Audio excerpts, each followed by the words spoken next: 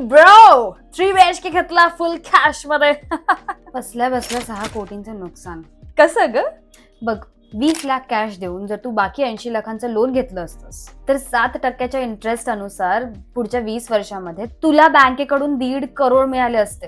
तू जर याच 80 लाखाचा एक मस्त म्युच्युअल फंड पोर्टफोलिओ बनवला असतास तर 12% हिशोबाने 7.7 करोड बनले असते. म्युच्युअल फंड मध्ये पैसे इन्व्हेस्ट करणं रिस्की तर आहे, पण पूर्णचे पूर्ण पैसे एका घरामध्ये इन्व्हेस्ट करणं पण रिस्कीच आहे ना.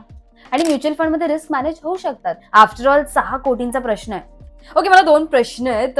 लमसम इन्व्हेस्ट करायचं असेल तर ही बरोबर वेळ आहे, आणि जर दुसरा प्रश्न ही बरोबर वेळ असेल तर मग कसं करायचं? ऑनेस्टली ह्याचे आन्सर्स ना प्रत्येकासाठी वेगवेगळे असू शकतात. म्हणजे depending on your risk and goals.